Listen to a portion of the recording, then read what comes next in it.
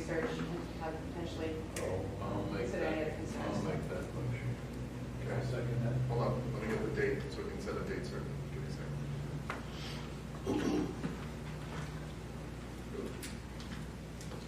Okay, December 17th. Yeah. December 17th. To open the hearing. I'm sorry, was there a second? I have a second. Thank you. Okay, thank you. Okay. Any public comment? What is your discussion, December 17th, what, to have a hearing on? That's to start the hearing, correct? To start the hearing in December, which would give us more time to look into some of the concerns of the residents. Hearing none. All in favor? Aye. All done. Thank you. We will start the process per the NBC. It's going to take multiple staff members to get this done, so thank you. Everyone wear your most hideous Christmas colored sweatshirt, t-shirt, whatever you have, Ugly sweater, sweater. ugly sweater, ugly sweater. Yeah, to that meeting. Keep the levity in the holiday year. All right, we're going to move on then to item 17. Discussion and possible approval of resolution 17-2019, changing speed limits on specific township streets. Mr. Craig, running that discussion?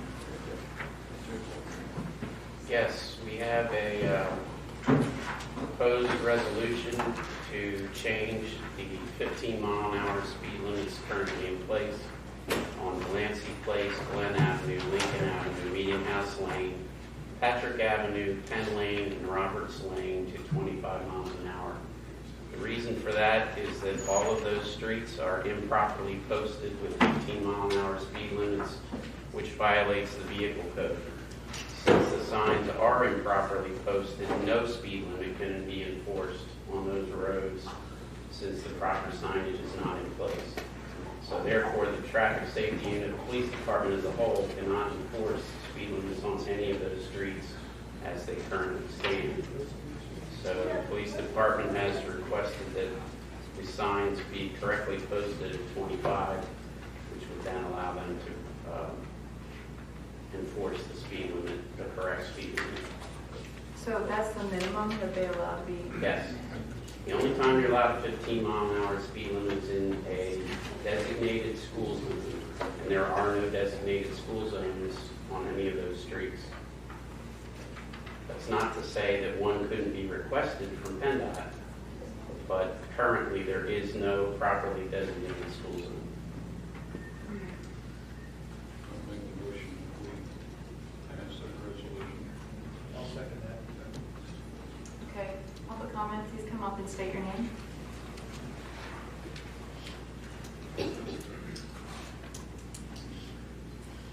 Hi, I'm Liz Starter, and I live on Glen Avenue on the 100 block, so right off Westchester Pike, so cars fly in all the time. I understand from a legal standpoint, obviously I got the letter saying engineering and 25 is the limit, but we need speed bumps or something, because I've almost been hit walking my dog. I have a special needs son. My daughter, coming off the bus, there's no sidewalks. The road is so narrow. So I don't know how we're going to move forward, but speed bumps is probably the best option we have. As we've mentioned on numerous occasions, we've tried speed bumps in 2 locations in the past. They've been dismal failures. In fact, the 85th percentile speed went up 2 or 3 miles an hour when they were used. Speed bumps do not work.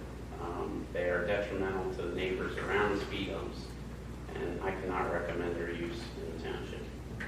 Surrounding townships have put them in. I think it's been successful. It has not been successful here. And many times they're installed improperly. We installed them properly and they did not work. How about, like when you said installed properly, are you talking about like actual concrete? Like I'm confused. Is there different types of speed bumps? You're not allowed to put a speed bump on a township street or a public street. They have to be speed humps, and they have a certain configuration as defined by PennDOT. Some townships have installed speed bumps, which are not proper. They do tend to slow people down more, but they also cause damage to vehicles and other things that are not desirable. So, we don't install speed bumps, we install speed humps. And again, they did not work at all. I came from a community with speed bumps, so that's why I've only been here for 4 years. Okay, well, if they were speed bumps, they should not be installed on a public street because it violates PennDOT regulations. So Rick, what exactly, for my edification too, what exactly is the difference between a hump and a bump? A hump is lower and wider than a bump. Bumps are higher and shorter, and they can cause damage to vehicles. But I don't want damage to a person. A vehicle can be fixed. Understand. I'm thinking safety of kids, so. We need to comply with PennDOT regulations for public streets, and we cannot violate those or we open ourselves to significant liability. So what can we do to slow people down? Because the 15 keeps people at 25. So if we put 25, people aren't going to get ticketed.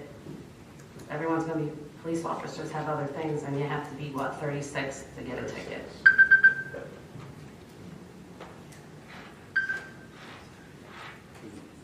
Yeah, we have a 2-minute window for this. Are there anything else that you'd like to say briefly? I just have to think this over because, like I said, I've been there 4 years. I don't know anything about speed bumps being an issue in the past.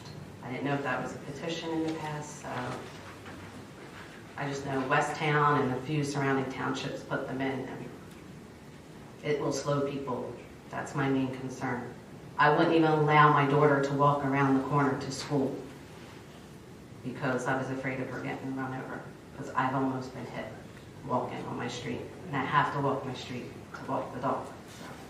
But Thank you for maybe sharing someone your else point will. of view and your comments. Anyone else want to talk? Mr. Hoffman? My name is John Hellman, 419 Penn Lane. I'm on one of those streets that would be impacted with this change.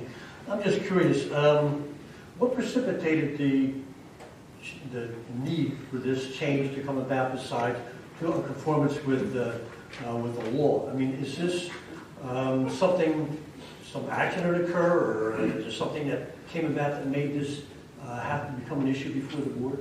Traffic Safety Unit has received speeding complaints and requests for selective enforcement, which they are more than willing to do, but they cannot do it because the roads are improperly posted. Selective enforcement cannot be done on 15-mile-an-hour signs that are improperly posted. They'll be thrown out of court, cases will be lost, and will serve no purpose. All right, thank you.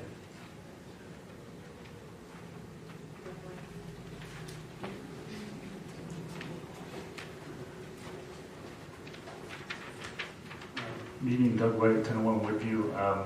I was just over there the other day, and yes, I saw the 15-mile-an-hour speed limit. I slowed down, and I said, wait a minute, they're supposed to be 25. So, yes, I agree with Rick. If we can give tickets legally over there, I'm all for that. But maybe, how about either rumble strips or these things that give the illusion of narrowing the street? But they're not bumps, but they put them up and it looks narrower, and so you slow down. Is that possible, Rick? We've done edge lines on a couple of streets to attempt to narrow the lanes. Theoretically, it is effective. Depends on who you ask whether they think it's effective. I would definitely not suggest rumble strips because the neighbor in front will scream at us and burn this township building down. Like they're on the turnpike, but thank you. I think this ought to be fixed so we can enforce it, but still try to think of something to calm that traffic over there. Thank you.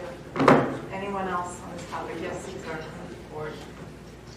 One other thing you can do, you can call your state representatives and demand radar for our local police. Local police do not have radar, and it makes enforcement pretty difficult. My name is Eric Kashevsky. I live on Delancey Place. Same idea that if it is increased to 25 to be in compliance, that it then needs to be enforced somehow. Problem is it can't be done until 36, and I can't see how speed can be measured on those roads. They're very narrow, very short lengths between stop signs. I live right by Glen Acres Elementary. My son went there. I know a lot of parents in the neighborhood drive their kids to that school, so they don't have to walk along the street. It's narrow streets. I just ask that maybe it's not decided on tonight, and that maybe more input could be given, more thought given to this issue before it's decided tonight to increase to 25, until maybe some measures are discussed, possible before it's changed to 25 minutes. What do we do after that? So if we wait, Enforceable, sorry. do, It's not an either-or consideration. You need to change the speed limits if they're illegal. And you can also then look at traffic calming. My only question to Rick is when he said that you could ask for an exception, I mean, where you live is very close to the elementary school, correct? Madam? Yes. Around the corner. Yeah. But I'm the main drag in from Westchester, so people fly and do 40 and 50. What kind of exceptions? I mean, I'm curious. Well, What kind of? there is no exception. I'm not really sure what you're referring to. You mentioned that you said, well, I'm not saying you can't ask PennDOT to. Oh, to create a school zone. That's not an exception. Oh. That would be creating a school zone. Okay. That meets the PennDOT requirements for a school zone. But the only place that could possibly meet those requirements would be Delancey and Lincoln. So it's not going to benefit any of the other streets. I would hold off at least to give it a try before we vote on those two streets. I know that area well too. It wouldn't be our application, the school district. School district We have has to make the no application. authority to ask for it. It has to come from Westchester School District to set up a new school zone. okay, any other public comment about this matter? Thank you for your comments, sir. Do I have a motion? Yes, A we do. motion, a second. What, okay. All in favor? Aye. Okay, we're now going to go back to the most exciting part of the evening. Approval of the supervisor's meeting minutes of September 4th, 2019 and September 17th of 2019. I hope you all read them. Scintillating information. Okay. So I have a motion to approve and a second. Chair, Yes, please. if anyone regarding the traffic calming or the speed limit, if you have any suggestions with regard to sideline, curb lines, anything like that, you can email traffic safety and we will certainly look at it. But you do have to understand that the township is back into a corner with regard to PennDOT regulations. And that's all we're trying to do is clean up the code and make it legal. We're not saying it's going to make things better, but we have to look at the legality of things.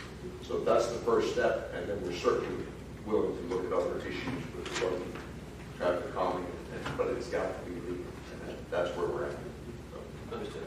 thank you. My apologies. Thank you. Robin, I'm sorry, I was Yes. checking this. Was there made first?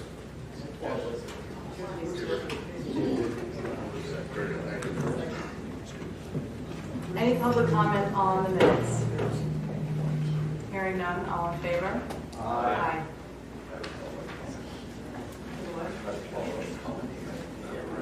Additional traffic. Oh, okay. Okay. So you want to wait for supervisor now? Yeah, okay. I think we're getting close to that. Okay, the next thing we need to do is approve the treasurer's report dated September 30th, 2019 for the general fund, the sewer revenue fund, the waste and recycling fund, and the capital reserve fund, and the bills to be paid from these funds. Do I have a motion? I'll make the motion. Mr. Purnell. I'll second.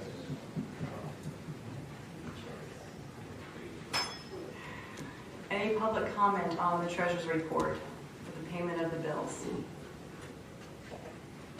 Hearing none. All in favor? Aye.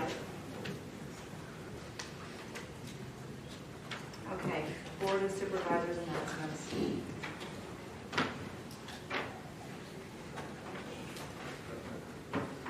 you like to go first, Mr. Walsh? So I have 3 announcements. The first one is that at the Board of Supervisors meeting last month, I asked questions about the Sunoco pump station incident that occurred in August. Richard Kupowitz, the Township Technical Consultant on pipeline matters, provided a supplemental report to us on September the 23rd, providing answers to the questions that were asked at our last meeting. I would propose that this supplemental report is made available to the public, and I would make a motion that to release the AccuFact supplemental report of September the 23rd, which we posted on the Township website. Any public comment? All in favor? Aye. You wanted to post it, the supplemental information. Did you also want to amend it to our minutes of that? No, just as long as we post it. It's fine.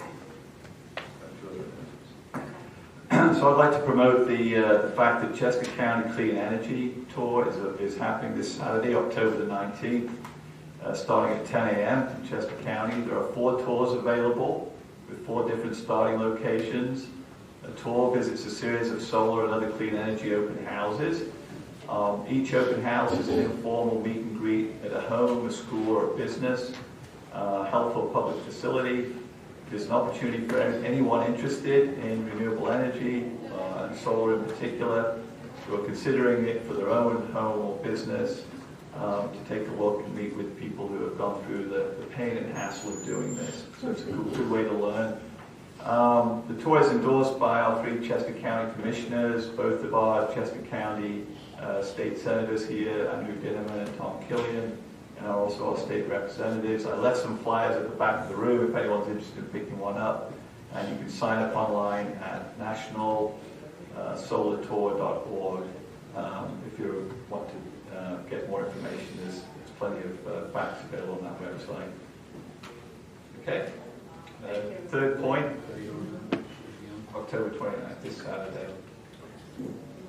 And the third announcement I have is that the board members and residents that Cadmus, the renewable energy consulting company, and the advisory group that we have working with the Westchester Area Council of Governments will be reviewing the draft findings of their energy study with the Council of Governments representatives at the November 7th meeting to be held at 6 p.m. in the East Goshen Township building. So these are just going to be draft findings. It won't be the report. It's an opportunity to listen and understand as to what kind of conclusions and information they've come up with as part of the work that we've participated in.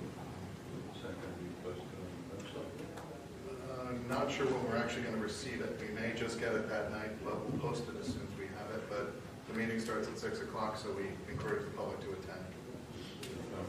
November 7th, yes. Thanks, George.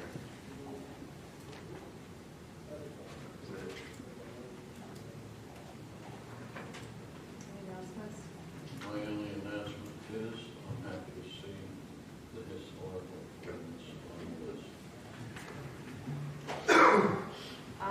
I only have one announcement, and that is related to some things that happened over the weekend with Sunoco. I don't know if there are any residents that are proximate to that location. There was a request of the township supervisors to permit extended hours over the weekend, and none of us supervisors agreed to it.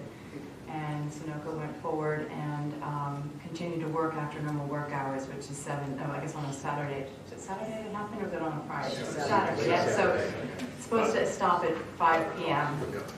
So at some point in the later evening, I was informed by one of the residents who lives right across the street from the pipeline that the lights were on, they were still doing the pullback, and I contacted Mr. Pielli to join me in going out to the site to see what was going on so that we could, number one, ask the police to dispatch officers to tell them that they needed to shut it down, because at that point it was well after 11 o'clock. Residents couldn't sleep with all the noise. and I think Mr. Canelli and I were there for at least maybe we got home about 1 a.m. Yeah. Because we wanted to understand what was happening and also talk to a couple of the residents that were there. So I wanted people to know that we did approach them, we did tell them they needed to stop, and we put limitations on the work that they were going to be doing afterwards. And just wanted to do that as a point of transparency about how we handled that situation.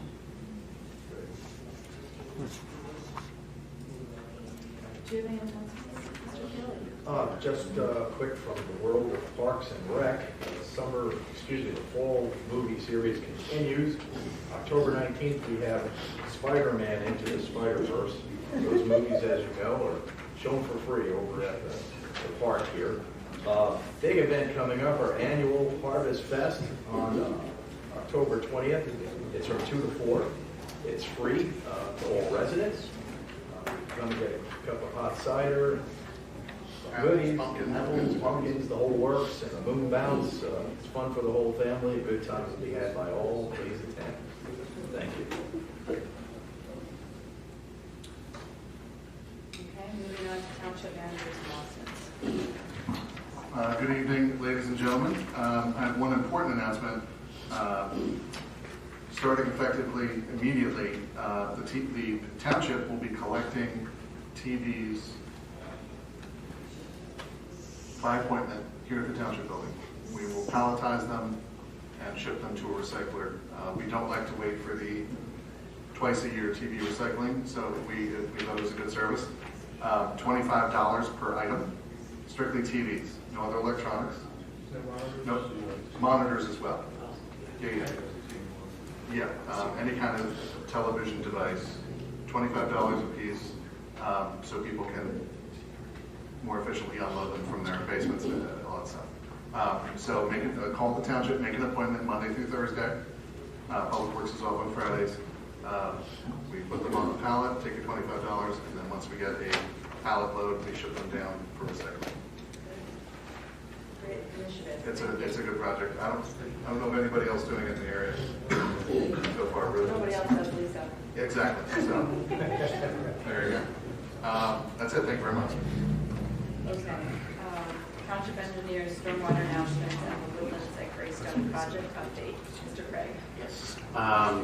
I am in the process of attending a 3-day stormwater symposium at Villanova University, which is put on every 2 years. So it's a good opportunity to stay current on state-of-the-art in stormwater and also to hear the latest from DEP, which is that our permit is still imminent, but nobody's been able to tell me what time frame imminent is.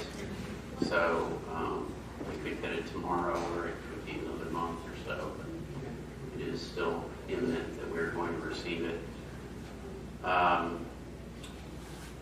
Relative to Greystone, the collector road, I think as I indicated before, is paved. It is still not complete. The guide rail is not complete. The striping is not complete. So the road is not capable of being open to public traffic yet.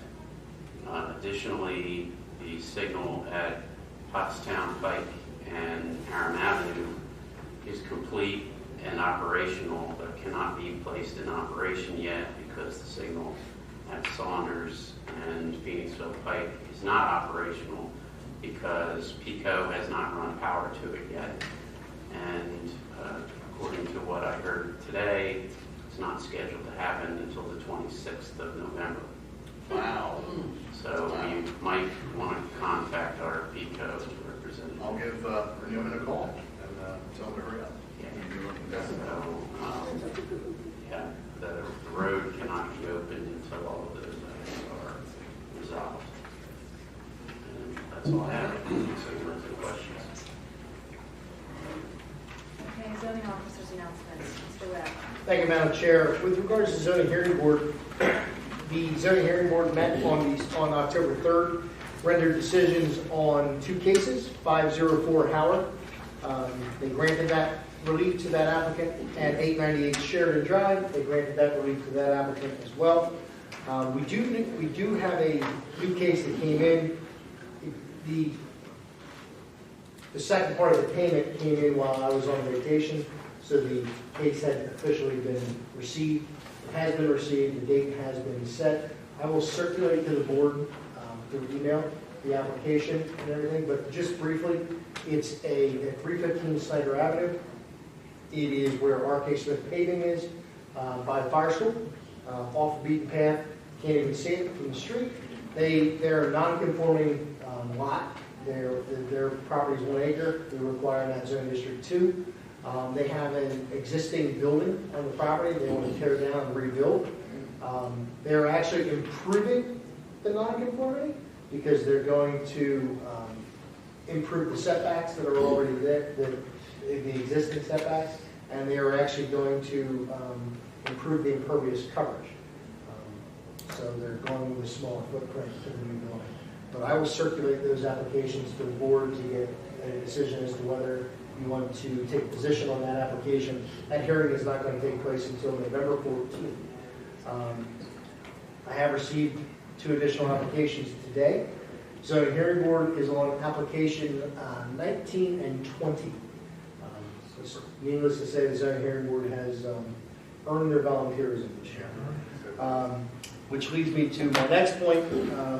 Zoning Hearing Board, as we're all aware, had heard the case for Commerce Pursuit for the Luxor.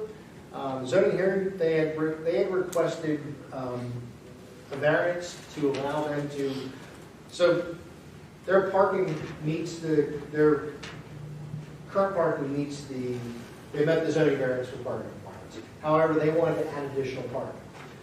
The additional parking they wanted to add was going to be smaller than what the zoning ordinance allows. However, by definition, our zoning ordinance says all parking shall. It doesn't say the parking beyond what you've meant shall. So they have appealed to the Zoning Hearing Board seeking relief for the excess parking to be smaller by 1 foot. Zoning Hearing Board heard that case. They denied their relief. So Commerce Pursuit has filed an appeal with the Common Police Court for the Common Police to review. I will hand off to Ryan to explain the legal ease. From my position, I would just hope that the board would support our Zoning Hearing Board. They heard this case. They acted within the law. They acted within the facts that were presented to them. My biggest issue with this entire case was John Jarris, the solicitor, or the applicant's attorney, wrote the text amendment for the Luxor. And when he spoke with us at a staff level, he told us there would be no additional relief needed. So what happens after we approve the text amendment? They decide, oh, we're going to make the parking spaces smaller, so we need additional relief. They had every opportunity to put that in the text amendment at the time. They didn't do that. So I would hope that we would support the Zoning Hearing Board in their decision, and I'll turn to Mr. Jennings to explain the legal side of that. Yeah, so that's accurately stated by Mr. Webb. A land use appeal was filed with the Court of Common Pleas on October 1st of 2019. So pursuant to the MPC, the township, should it so choose, has 30 days to file what's called a notice of intervention to become an active participant or party in the land use appeal. Now, automatically upon filing of the appeal, the applicant before the ZHB and the Zoning Hearing Board itself are the 2 parties as it currently stands as party participants. The township, again, has the opportunity, should it so choose, to intervene and become a 3rd party. Now, in doing so, the township could actively participate in that land use appeal, could file a brief, could attend argument, and advocate for one position or another. The township could, as an alternative, intervene in the land use appeal and sit idly by and kind of monitor the situation, monitor the appeal, not necessarily file a brief, not necessarily participate in argument, but monitor the appeal to make sure that the parties are accurately representing what did occur at the Zoning Hearing Board level and what was the township's position, through its staff, through the administration. Or the township could choose not to intervene. The township could sit back and say, it's the Zoning Hearing Board's battle. It's the Zoning Hearing Board that needs to justify and defend its position and its ultimate conclusion. and those should be the two parties participating in the land use appeal. Now, the only caution I would introduce to that third concept of not participating at all, if a decision would be rendered at the Court of Common Pleas level, should further appeal be taken from that appeal to the Commonwealth Court of Pennsylvania, the Zoning Hearing Board would not have legal standing to participate in the Commonwealth Court appeal. So then essentially what you would have would be the applicant advocating for a position with no real opponent. So, based on all of those choices or options, what the solicitor's office typically recommends is to go ahead and file a notice of intervention so that we are a party, and then after the fact have the ability to choose how active a participant we want to be. We're protecting our rights as a township to participate and monitor, but not necessarily spend the money for double briefing, saying the same thing that the Zoning Hearing Board's solicitor would say. So that would be our recommendation. And we have until October 31st to file that notice of intervention. It's essentially a 1 or 2 page filing with the court. We'd enter our appearances, and then we'd kind of monitor the situation as need be. And just as an intervening informational item, Mr. Jaros submitted to me a few weeks ago another text amendment to our zoning or parking regulations within zoning to allow exactly what they lost their appeal for, which they should have done with the original text amendment months and months and months ago, just as a point of information. So ultimately, I would just ask for some sort of direction or authorization from the board one way or another, whether we would be interested in intervening in the land use appeal. I'll make a motion to intervene. I would second that. Chris? Any public comment on this? Hearing none, all in favor? Aye. I just have one more thing with my report. I will be leaving Sunday to head to the American Association of Code Enforcement Conference.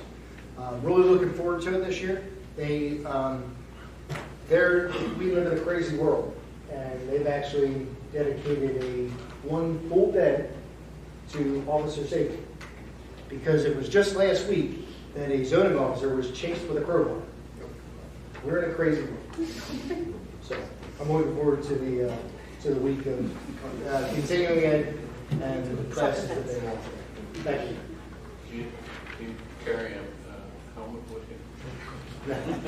I don't carry a firearm either. Okay, moving on. Let's see, where were you going to pick up here? Yeah, number 13. We have a public hearing. We do. It's no. Okay. It could be a quick one. Where's the stenographer? We don't We don't do on this time? That's correct. Okay, public hearing on ordinance number 8-2019, proposed zoning map change to rezone a portion of parcel number 52-2-106, which is currently zoned C5 General Highway Commercial District to multi-purpose district for the entire parcel. Thank you. So with that introduction, we'll go ahead and open the record for the public hearing. This evening, we'll conduct a public hearing as part of the regularly advertised meeting to consider the adoption of an amendment which would further amend the township's zoning ordinance. The title and summary of the proposed zoning ordinance amendment is as follows.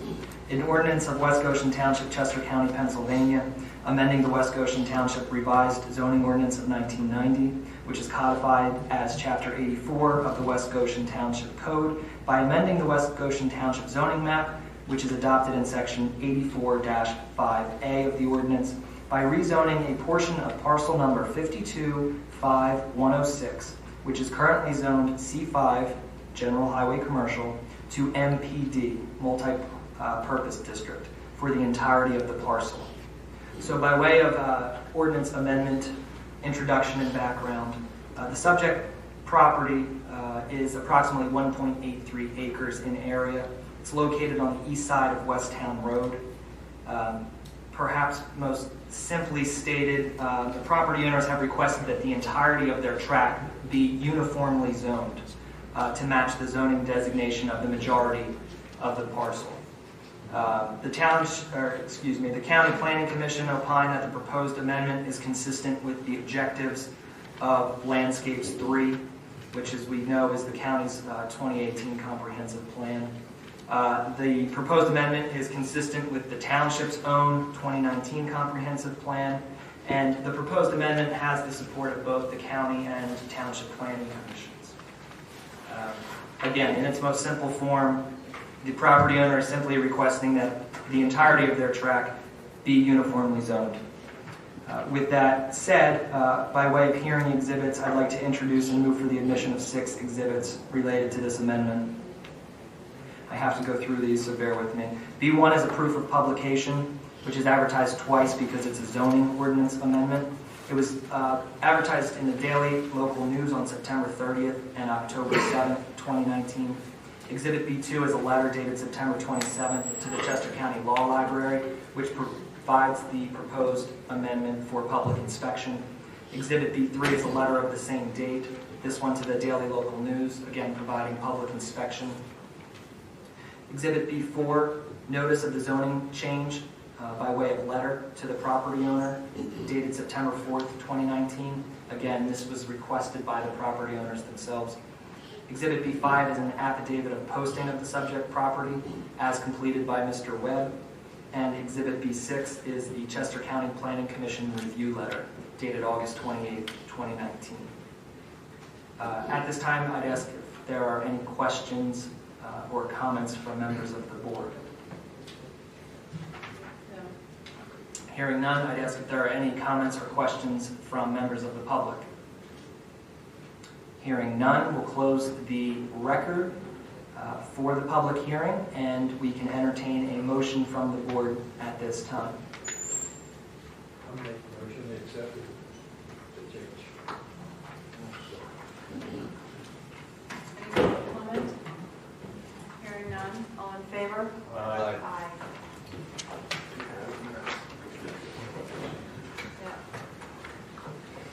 Okay, now moving on to number 15, discussion of proposed amendment to existing wireless communications facilities ordinance. Yes, so with regard to the wireless communication facilities, this also involves a proposed zoning ordinance amendment, not before the board this evening for a vote, not by way of public hearing, but mere discussion. The ordinance amendment public hearing is not yet scheduled, so that's something for us to consider at the end of this conversation. The proposed amendment would add a definition for the term small wireless facilities, along with associated timing, approvals, fees, and regulation-based provisions. When we say small wireless facilities, we're not talking about the large cell phone towers that we're accustomed to seeing. We're talking about a wireless broadband infrastructure that usually takes the form of a small antenna that's placed upon an existing infrastructure or a ground-mounted pole, for example. Here the goal is to simply stay current and consistent with state and federal regulations. It would essentially bring the township into compliance with the FCC, the Federal Communication Commission's adopted rules and regulations. So again, it's a minor zoning ordinance amendment to provide for a definition and then regulation of these small wireless facilities. Being unaware of any concerns or issues, again, I would ask that the board consider authorizing the solicitor's office to advertise this zoning ordinance amendment so that we could entertain a public hearing at a later date. I will make that motion. Second. Any public comment about this matter? Mr. Hellman, please come up. Can you explain in greater detail what the size of this small wireless facility would be? I can say we had, Crown Castle did one on Andrews Drive, and they basically the applicant, the property owner asked them to do it as a light pole. So it's a parking lot lamp, and they just put that on top, and really, without looking at it, you wouldn't know. And the ones that they retrofit on poles are just like a single small antenna that is what it would look like. Yeah, the companies are trying to make them look as unobtrusive as possible, and these will be required for the 5G rollout, which is coming, to to get all the expansion of the digital footprint down within, no higher than 45 feet. And our current ordinance does not allow this in residential Right, zones. exactly. It's strictly industrial and commercial zoning districts. So Bill, we have some on Airport Road, correct? We do. Yeah, on top of the telephone poles, Yes. brown cylindrical looking things. Correct. As we become a data-driven society, this is what happens. That's what happens. And the proposed zoning ordinance amendment, just to provide a little more, it doesn't necessarily define the specifications of the antennas, but instead it directs to the FCC regulations and specifications. So it's all in accordance with federal law. It's not anything that, we're trying to exceed or change.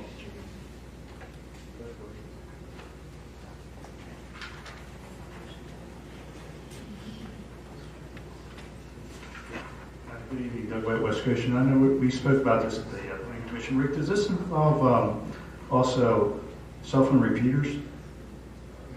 No. This is strictly small wireless antennas.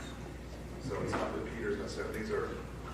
Again, it's about 5G. It's actual data, kind of umbrella being put out by the particular unit, as opposed to a repeater. just Okay. Shifting cell phone signals and making them stronger. Any other public comment? Hearing none, all in favor? Aye.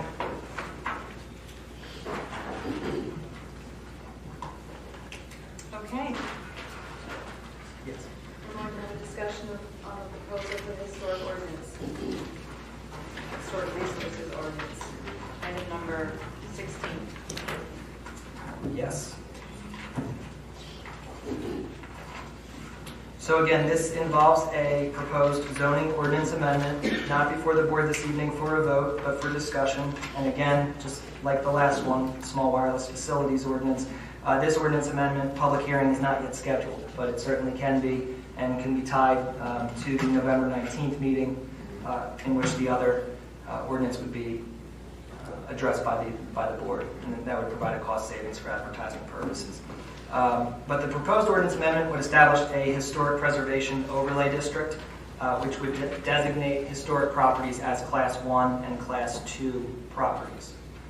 This has been in the works for quite some time by the Township's Historical Commission, and it would identify properties of a historic nature. It would classify them, as I stated, as Class 1 or Class 2, and it would propose to regulate certain uses, alterations, and demolitions of those historically identified properties.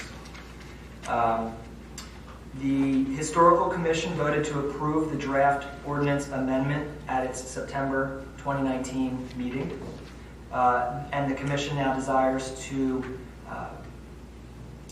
give notice to all those properties that would be potentially affected by the classifications as historical structures and properties. So that's essentially what the Historical Commission is asking the board to enable and authorize. The date that the Historical Commission has floated is soon. It's October 24th.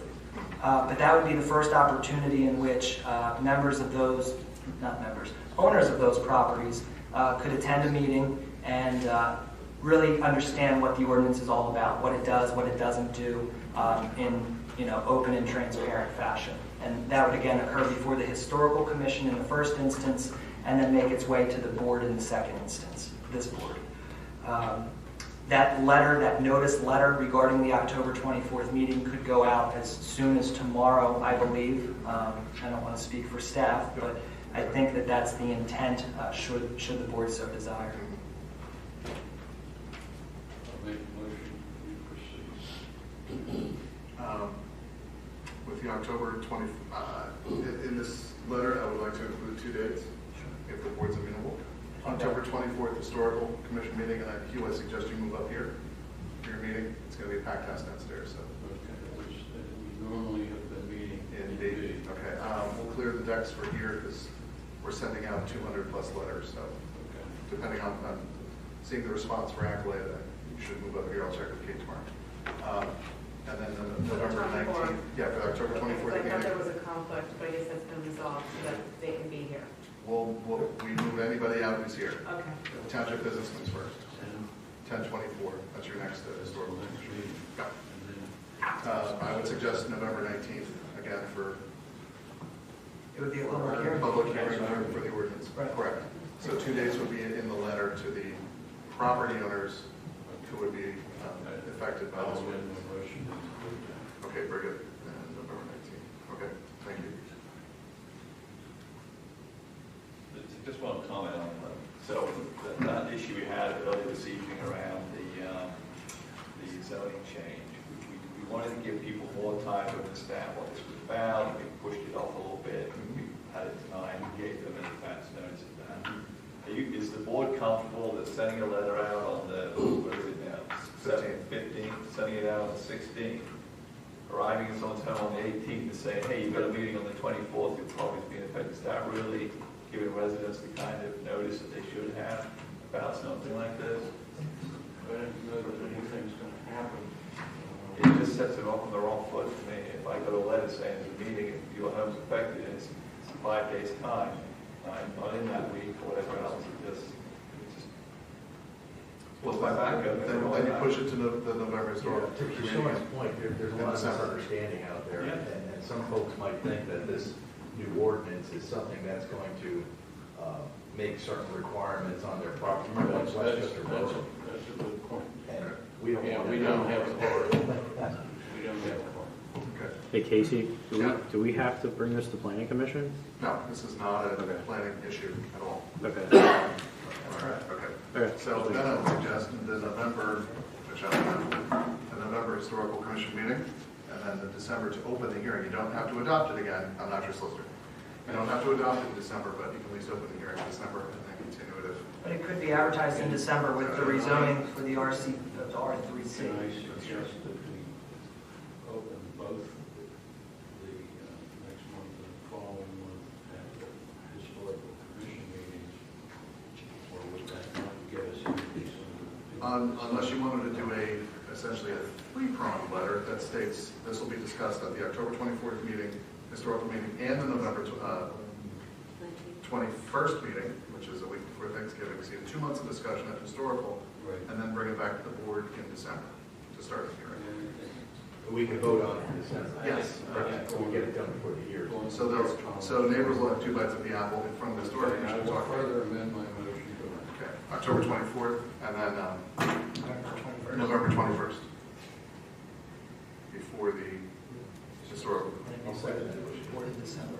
Right, December 17th board. Which will coincide with the R3C. Exactly, absolutely. Okay, Is so that- just so you know, I want to make sure that communication with your firm is, I spoke with Kristen this morning. Initially, the goal was to have, send this letter out so that anyone who's on that list has the option of 2 different visits, because not everyone can show up at, one. And at that point, there were still some questions about whether we could be in this room. So I just want to make sure that initially I asked them this morning if they would go ahead and start drafting the letter that's going to go to the residents. And they wanted to know what those dates would be for certain. So initially I had asked if, I was considering using the time that we have for our next workshop as supervisors, which is on November 6th. Or you can use that for different purposes to go through the budget with the township residents. So I'm wondering, do we have to advertise, within a certain time to get it on for the next, I don't know if waiting until the end of November is going to be, I'd rather see something before then. Because, we can use the 24th as a starting point, see who shows up for that, and then we're giving them the alternative to come to a second one. Right. That's an If you option. guys can think that through, and I don't know from a calendar standpoint, but I think it'd be better to get momentum going about this and not letting it lag too long. Sure, that's an option too. That's up to the board. That's what we amended his motion to start on the 24th. But we're going to push it out to a hearing then in Just in November, but December. that's in December. So that's why I'd like to have a meeting before then. A meeting before the board at a workshop? We probably would have to set up a special, separate workshop for it. Or we can have it before the board meeting but well in advance of that. So if you guys. So maybe, I'm sorry, so maybe on November 19th, have a 6 p.m. Yes. special public meeting Yes. about the historic resources ordinance. Yes, not make it part of the meeting So, because, as or- you know, yeah. that's a big important part Sure. of listening and hearing, yeah. Okay. Because But if we the- need but that the- much but the time, there's hearing- 200 Yeah. So people possibly affected by this. So when would you consider having a hearing? In December still, or Yes, November 19th? but I would like to have that conversation, because Okay. again, they'll need to think about it well Sure. before the December meeting. Gives you 3 days. I have 3 days, actually 4 days to put down then. So we'll have I'll October. further amend my motion. Okay, so October 24th and November 21st for the Historical Commission, and then November 19th at 6 p.m. for a special workshop about that ordinance only. Correct. And then December 17th to start the hearing. Okay, we'll include all those in. Yeah, Okay. and that coincides with other advertising? Yes, it does. Oh, yeah, yeah, Okay. we try to lump everything Like together. to be efficient. All right, thank you. So the amendment has been made. Yep. Do you want me to go through it again?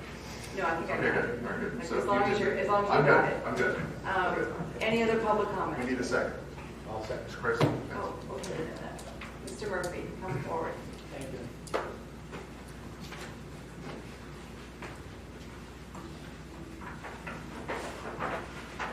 Ted Murphy, West Goshen resident. I was a little concerned when I saw this on the agenda tonight. I have a property in the borough that's affected by the Historic Commission, but recently bought a property in the township that's an old sawmill. It was built maybe 250 years ago. Reading through what's available here, I'm concerned that there could be some confusion and people reading it may think that the requirements are mandatory. Going through one in particular in here, I don't see page numbers on here. It's a historic resource impact study. It's section 84-137A applicability. In here, you've got it says it's mandatory that an historic resource impact study be prepared by a registered architect specializing in historic preservation and adaptive reuse of historic buildings and structures, and that it shall be submitted to the township. It says unless waived and things like that. Where are we going to find somebody like that? Do you guys have a list of that? And if there's only one in the area, or two in the area, how much time is it going to take to go through this? We went through a similar experience in southern Delaware over the past 2 years, going through planning commissions, going through historic things, and it cost about $100,000 to go through that. So some of these things, revisions and plans, requirements, you're going to have a lot of township residents who feel that they need to meet these requirements and are going to spend a lot of money on doing this. It's going to take a lot of time to go through. So, Chris, I believe you mentioned it's not like the borough's requirements. It's not mandatory. But we need to make that clear in the process. So it's not confusing to the residents. If there's something in here that's mandatory that wants to be done, that's great, but we need to make those That's revisions. exactly right, and that's why, really, I agree with you that we should have the extra hearings to cover that sort of stuff. And I agree with you that the harm in the borough is brutal compared to this. That was not the objective of what this ordinance was. Right, and I've heard a number of meetings here, and that's very good. And I like this idea, because there's a lot of great properties out there that are being torn down, and historic value is lost completely. We don't want to lose that. It's a vital part of our history. And once it's gone, we can't replace it. So looking at this and going through carefully, restoring property or rehabbing property is very important. Allowing that to happen is good. But you also want to be able to update things. Some of the provisions in here seem like you're not going to be able to put in air conditioning, or you're not going to be able to put in other things that make it a better preserved property, because you don't have to. I didn't read it that way. Well, some of the provisions that are in there, some of the restrictions that are in there can be read that way, and I'll go through carefully and identify those. But we want to take the confusion out in there and just be very clear in the process. Is it mandatory? Is it discretionary? It looks, reading through here, it seems like we have to go through the Historic Commission on these provisions, and a report has to be presented to the Board of Supervisors, and the Board of Supervisors can take that under advisement and going forward. So it sounds like it's mandatory all the way through until it gets here, which means you're going to have a lot of residents paying a lot of money for things that may not be required. So we want to make sure that's clear. Come to the meetings. I'll be there. Thank you very much. Thanks. Thank you.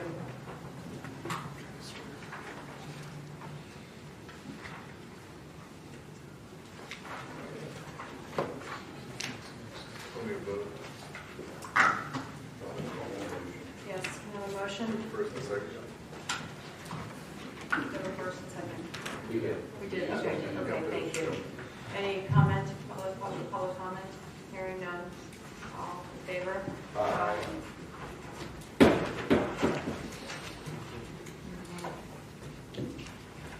Okay, number 18, discussion and possible approval of resolution 18-2019, converting the township's 2014 Del Val loan to a fixed interest rate.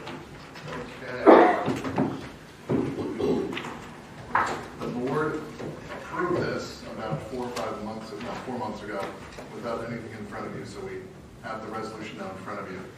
What I gave you tonight, due to the fluctuations in the world markets, I'll be kind. According to the people at Del Val, it's strictly to do with the China proposed trade deal, which you would think wouldn't have much effect on us. The original interest rates I have given you have gone up incrementally. I mean, we're talking a tiny amount here. Okay, so the township has about a $4.5 million note, actually $5.1 million currently. The current interest rate is 2.787%. There are two proposals, similar to what I had given you in your packet, except they've gone up just a touch. Alternative one, and if you recall from my memo, it's there's a call period or a no call period, which means they can call the note or there's no call period, which they can't call the note on us. Okay, alternative one, it still has the same termination date of 2025, excuse me, with an interest rate of 1.642%. So we're getting a significant reduction in interest rate. The second interest rate proposal with alternative 2 is 1.592%. So it's just, again, just a slight bit higher than, because the markets fluctuate, but this is locked in place right now, at least for about 2 weeks. So again, it's the board's discretion as to what you do with the interest rates. Again, it's fixed at 1.642 or 1.592%. And again, option one has the call date of 2024, which means Del Val can call the loan, we have to pay it off, essentially. Option number 2, with the lower interest rate, there's no call period at all.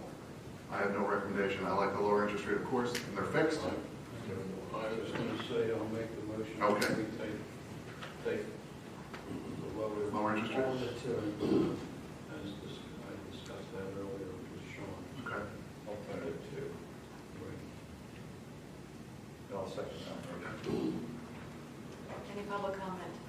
Come on up.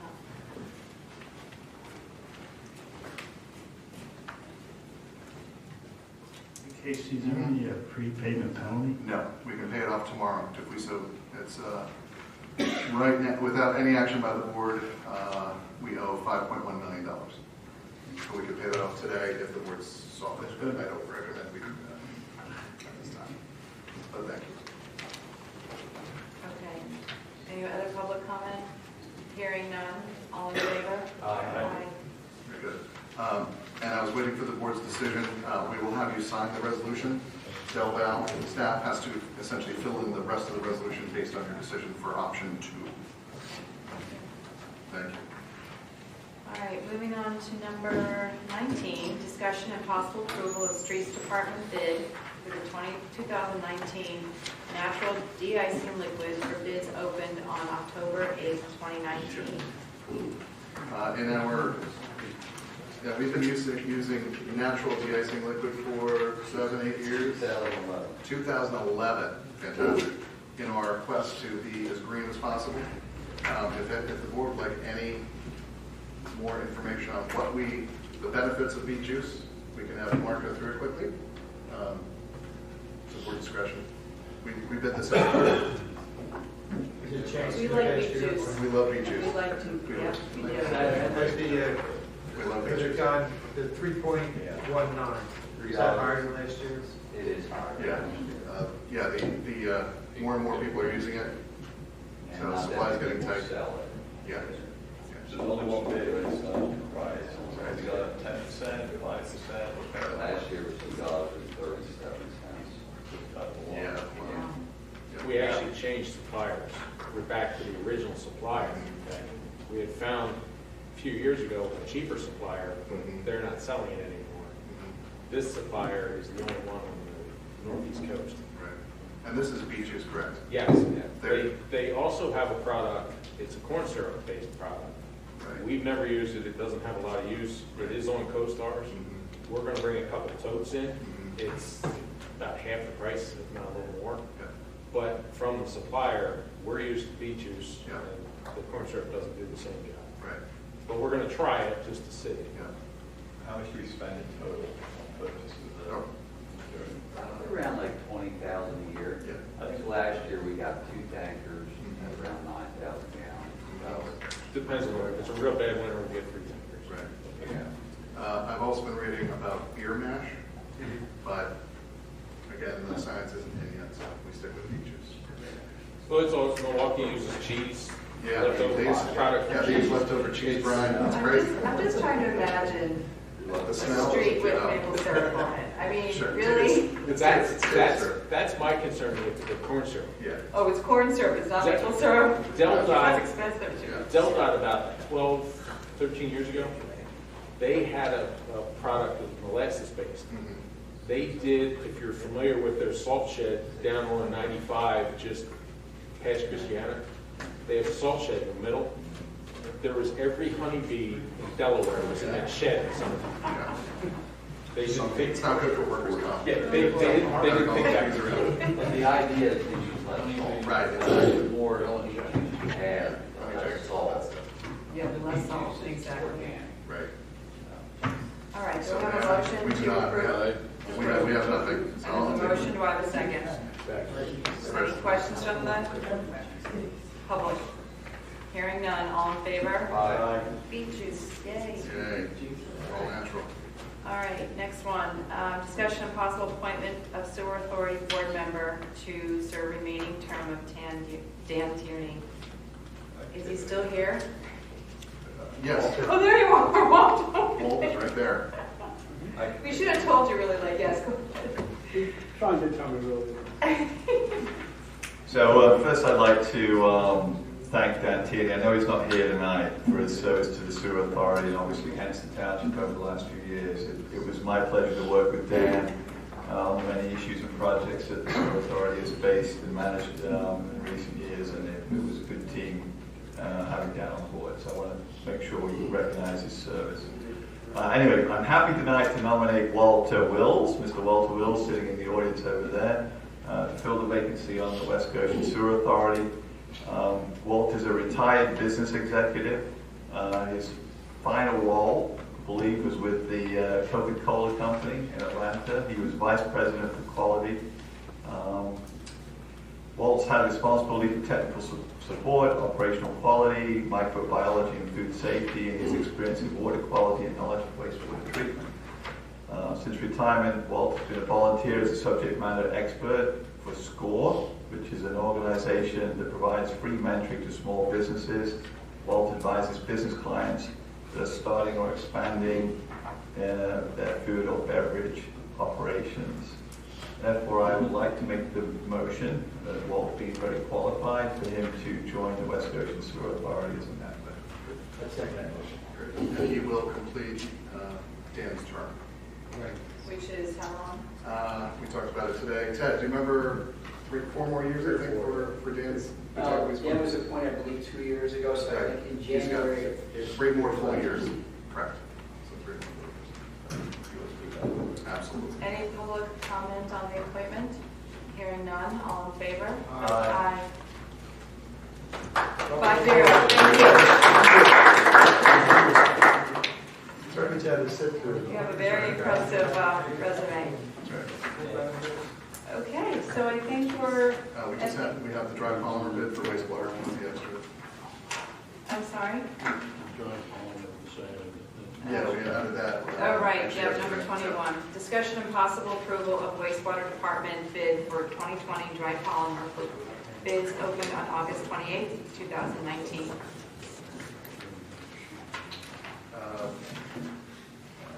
Yeah, I think I can see.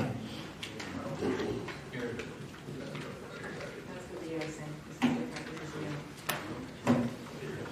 new. So who's going to speak on this? This is an annual bid that we do for wastewater department. Mike Moffa's here. It's one of our chemical additions. All yours.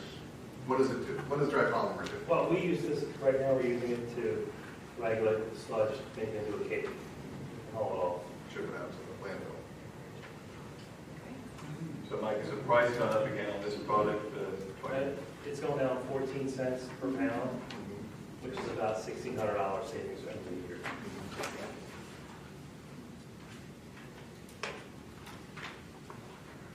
Okay, do I have a motion to approve? I'll make the motion to approve Polytech, right? This is supply of the 2025. Mr. Purnell just seconded. Any public comment about the bid and our acceptance? Hearing none, all in favor? Aye. Aye. All right then. Who's got public comment? Take us out with a bang. Any public comment? Time for public comment if you want to have a public comment. I make a motion to adjourn. Oh, wow.